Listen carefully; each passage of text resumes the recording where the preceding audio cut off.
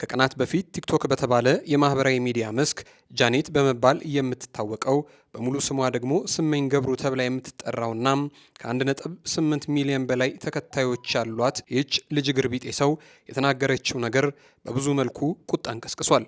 በተለይ በድሬዳዋ ከተማ አስተዳደርና በድሬዳዋ ከተማ ነዋሪዎች ዘንድ እንደምን ተደርጎ ነው እንዲህ ባለ መልኩ አንድ ፍሬ የምታህል ልጅ እንዲህ የምታብጠለጥለን የሚል እልህ አዘል ንግግርና የአጸፋ ምላሾች እዛው ማህበራዊ ሚዲያ ላይ ሲሰጧት ታይተዋልም ተስተውለዋልም። ሰላም ጤና ይስጥልን። የተወደዳችሁና የተከበራችሁ የጊዜ ሚዲያ ቤተሰቦች እንዴት አላችሁ?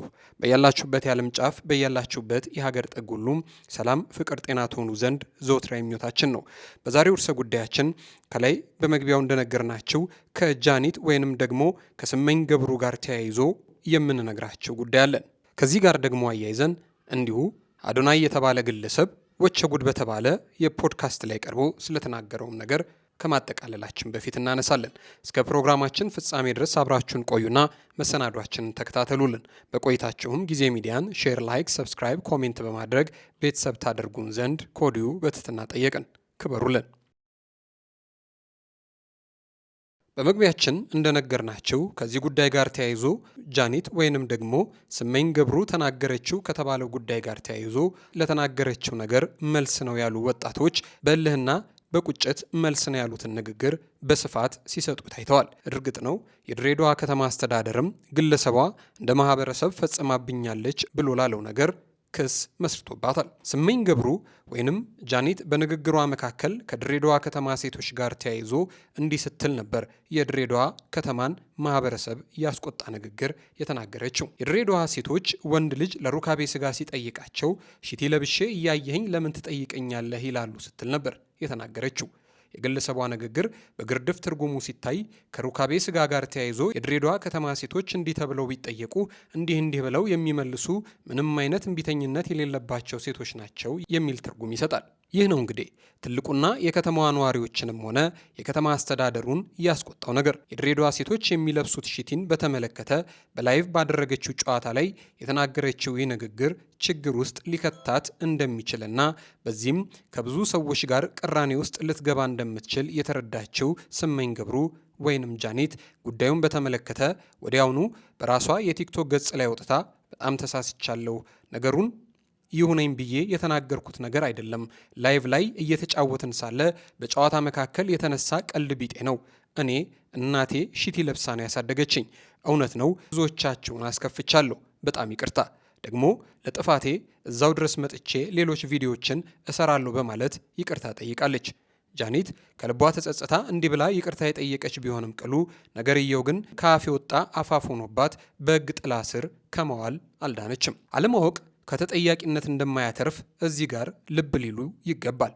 አሁን ይህ ማህበራዊ ሚዲያ ይዞ ከመጣው ዘርፈ ብዙ ጠቀሜታዎች ጎን ለጎን በብዙ መልኩ በማስተዋልና በማገናዘብ ረገድ በብዙ መልኩ ብዙ ነገር የሚቀራቸው ሰዎች ብቅ ብለው አፍ እንዳመጣ ልብ እንደከጀለው ሲናገሩም ሲደመጡም ታይተዋልም ተሰምተዋልም። ሁሉ ሀገር የራሱ ማህበራዊና ባህላዊ ሃይማኖታዊ እሴቶች አሉት፣ የማይነኩ፣ የማይደፈሩ፣ የማይሞከሩ። ታዲያ እንዲህ ያሉ ጉዳዮችን በተመለከተ ያለምንም ጥንቃቄና እውቀት በመሰለኝና በደሳለኝ ብቻ አደባባይ ላይ ወጥቶ መናገር ትርፉ ልክ ዛሬ ጃኒትና አዶናይ የተባሉ ግለሰቦች ላይ የሚደርሰውን አይነት ውርጅብኝ ይዞ የሚመጣ ጣጣ ነው። አዶናይ የተባለውን ሰው ነገር እንመለስበታለን። አሁን የስመኝ ገብሩን ወይንም የጃኒትን ጉዳይ እንቀጥል። የስመኝ ገብሩ ጉዳይ የድሬዳዋ ከተማ ነዋሪዎችን በብዙ ያስቆጣ ነገር ነው። ድሬዳዋ ካላት የአየር ንብረት አንጻር የአካባቢው እንስቶች ከሊቅ እስከ ደቂቅ የሚለብሱት ሽቲ መሆኑ ይታወቃል። ለዚህ ደግሞ ዋነኛው ምክንያት የአየር ጸባይዋ ነው። ድሬዳዋ የአየር ሁኔታዋ ልብ ዝቅ የሚያደርግ ነው። ባያሌው ትሞቃለች። ከዚህ አንጻር በአካባቢው ሁሉ አንስት ሽቲ ትለብሳለች። ይህ ሽቲ ደግሞ አንዱ የከተማዋ መገለጫ ሆኗል። ከመሃል ከተማ እግር ጥሎት ወዲያ ያመራ ሁሉ የድሬን ሽቲና ጣፋጮቿን ሳይገዛ አይመለስም። ይህ አገር ያወቀው ፀሐይ የሞቀው ጉዳይ ነው። ታዲያ ዛሬ በስመኝ ገብሩ ንግግር ውስጥ ያለ ልዩነት የተጠሩት የከተማዋ እንስቶች በሙሉ ናቸው። እነዚህ እንስቶች ውስጥ እናቶች፣ አያቶች፣ መምህራን፣ ሕፃናትና ወጣት ሴቶች ሁሉ ተጠቃለውበታል። ይህ ነው እንግዲህ የልጅቱን ንግግር የከፋ ያደረገው። እርግጥ ነው ስመኝ ገብሩ ወይንም ጃኒት ነገረ ንግግሯ እንዲህ ያለውን ቀውስ ይዞብኝ ይመጣል ብላ እንድታስብ አላደረጋትም ነበር። እድልና አጋጣሚ ከቴክኖሎጂ ጋር መሳ ለመሳ ሆነው በፈጠሩላት ምቹ የመገናኛ መስመር ላይ ከአቻ ወዳጆቿ ጋር በነበራት የአቻ ጨዋታ መካከል ለሳቅ ለጨዋታ ብላ ያነሳቸው ነገር ነበር። ያም ቢሆን ግን እንዲህ ባለው ሁኔታ ውስጥ ለቀልድም ቢሆን የማይነኩ የማይደፈሩ ነገሮች መኖራቸውን ማወቅና መረዳት ተገቢ ነው። ስመኝ ገብሩ ወይንም ጃኒት እንዲህ ያለውን ነገር ከተናገረች በኋላ በግ ጥላ ስር ልትውል ትችላለች የሚለው ጉዳይ ሲነሳ እድሜዋ ስላልደረሰ እንዲህ ያላለው ነገር አትዳረግም የሚሉ ሀሳቦች ሲነሱም ተስተውለዋል። ከዚህ ጉዳይ ጋር ተያይዞ ታዲያ ጠበቃውና የሕግ መምህሩ አቶ አበባየሁ ጌታ ጉዳዩን በተመለከተ የወንጀል ሕጉን በማጣቀስ እንዲህ ሲሉ በማህበራዊ ሚዲያቸው ላይ የራሳቸውን ሀሳብ አስፍረዋል። ቲክቶከሯ አሉ ሲጀምሩ ቶከሯ ለወንጀል ተጠያቂነት እድሜዋ አልደረሰም ሕፃን ናት እያሉ ያሉ አንዳንድ የዚህ መንደር ሰዎች አሉ። ሕፃን ስትሉ እንዴት ማለታችሁ ነው? መቼስ ከ15 ዓመት በታች አትሆንም አይደል? ያው 18 ዓመት እንደሚያልፋት የሚጠበቅ ጉዳይ ቢሆንም 18 ዓመት ባይሞላት እንኳ በወንጀል ሕጉ አንቀጽ 56 ዝባር 1 መሰረት ጉዳዩ የሚታየው በሕጉ ላይ በተመለከቱት መደበኛ ድንጋጌዎች መሰረት ነው። ማህበረሰብን፣ ህዝብን፣ ብሔርን ማጥላላት ወንጀል ነው፣ ያስቀጣል። በኋላ ለቀልድ ነው፣ ለፌዝ ነው፣ ለቧልት ነው ያልኩት ቢሉም ሕጉ አይሰማቸውም፣ መጠንቀቅ አለበት ይላሉ። የወንጀል ሕጉ ደግሞ ከ18 ዓመት በታች ለሆኑና ጥፋት አጥፍተው ለተገኙ ግለሰቦች እንዲህ ሲል ይደነግጋል። የወንጀለኛ መቅጫ ሕግ አንቀጽ 56 ከ15 ዓመት በላይ ከ18 ዓመት በታች ያሉ ወጣቶች ወንጀል አድራጊዎች ይላል። አንደኛ፣ አድራጊው ወንጀል ባደረገበት ጊዜ ከ15 ዓመት የበለጠ ዕድሜ ኖሮት ነገር ግን 18 ዓመት ያልሞላው እንደሆነ ጉዳዩ የሚታየው በሕጉ ላይ በተመለከቱት መደበኛ ድንጋጌዎች መሰረት ነው። ጥል እንዲህ ይላል። ሁለተኛ፣ ቢሆንም ፍርድ ቤቱ ቅጣቱን የሚወስነው የነገሩን ሁኔታ በማመዛዘን በተለይም የተከሳሹን ወጣትነት ዕድሜ መጠን ሊታረም አለመቻሉንና አደገኛነቱን አመሉ ሊሻሻል የሚችል ዕድል የሚያጋጥመው መሆን አለመሆኑን በመገንዘብ መደበኞቹን የቅጣት ማቅለያ ድንጋጌዎች አንቀጽ 199ን መሰረት አድርጎ በመያዝ ወይም የተሻለ መስሎ ሲታየው ለአካለ መጠን ላልደረሱት ወንጀለኞች የተመደበውን የልዩ ቅጣት አወሳሰን ከአንቀጽ 166 እስከ 168ን በመከተል ነው ይላል። ስመኝ ገብሩ ወይም ጃኒት በዚህ የወንጀል ሕግ መሰረት ትዳኛለች ማለት ነው። አሁን በማህበራዊ ሚዲያው ላይ ጥያቄ ሆኖ የቀረበው ነገር ስመኝ ገብሩ ወይንም ጃኒት በይቅርታ ትለቀቃለች ወይንስ በወንጀል ሕጉ መሰረት ትቀጣለች የሚለው ነገር ሆኗል። ወዲህ ልጅናት ተመክራ ተዘክራ ተገስጻ በይቅርታ ትለቀቅ የሚሉ ድምጾችም ይሰማሉ። ወዲያ ደግሞ ሕግ ነው፣ በሕጉ መሰረት ትቀጣ።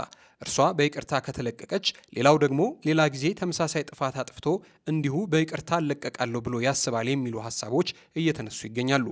ውድ የጊዜ ሚዲያ ቤተሰቦች እርስዎ በዚህ ሀሳብ ላይ ምን ይላሉ? በይቅርታ ትለቀቅ ወይንስ ደግሞ በወንጀል ሕጉ መሰረት ትዳኝ? ሀሳቦን በሀሳብ መስጫ ሳጥን ላይ ያስፍሩልን። ነገርን ነገር ያነሰዋል እንዲሉ ከስመኝ ገብሩ ጉዳይ ፈቅ ስንል እንደ ትውልድም እንደ ሀገርም በብዙ መክሰራችንን ያየንበት ንግግር የታየው ደግሞ ወቸ ጉድ በተሰኘ ፖድካስት ላይ ነው።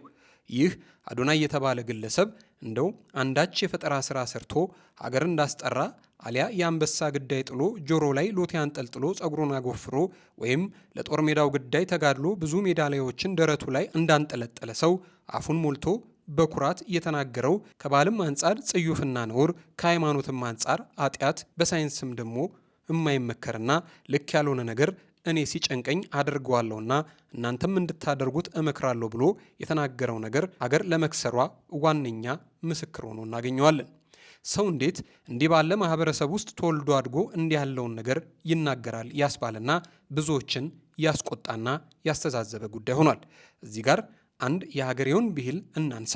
ከሰደበኝ ይልቅ መስደቤን አምጥቶ የነገረኝ ሰው ሰደበኝ አይነት ንግግር አለ። እንዲህ ያለውን ጸያፍ ነገር ከተናገረው ሰው ይልቅ ንግግሩን ሳይቆርጡ ያስተላለፉት ወቸ ጉዶች እስከ ዛሬ የገነቡትን ሸጋ ስም ያጠለሸባቸው ጉዳይ ሆኗል። ይህን በተመለከተ ከዛሬ ነገ ማስተላለፋችን ስህተት ነው ብለው ወጥተው ይቅርታ ይጠይቃሉ ተብሎ ይጠበቃል። ያም ሆኖ ግን አሁን እንዲህ ካለው ሰው ጋር እንዴት ያለ አስተማሪ ነገር ይገኛልና ነው ሁሉ ሰው እየጠራ ይህንን ግለሰብ እንግዳ እያደረገ በየአደባባዩ ደስ የማይል ከባህልም ከሃይማኖትም ውጭ ሆነው ነገሮችን እንዲናገር የሚያደርጉና እንግዳ ለማድረግ የሚቀባበሉት የሚለው ነገር አሁንም ጥያቄ እየፈጠረ ያለ ጉዳይ ሆኗል።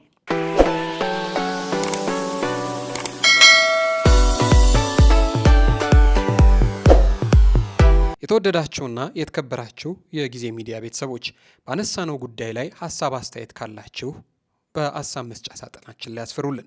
እስከ ፕሮግራማችን ፍጻሜ ድረስ አብራችሁን ስለቆያችሁ እጅግ በጣም ከልብ አድርገን እናመሰግናለን። ክበሩልን። አሁንም ጊዜ ሚዲያን ሼር፣ ላይክ፣ ሰብስክራይብ በማድረግ ቤተሰብ ታደርጉን ዘንድ ከወዲሁ በትህትና ጠየቅን። እናመሰግናለን።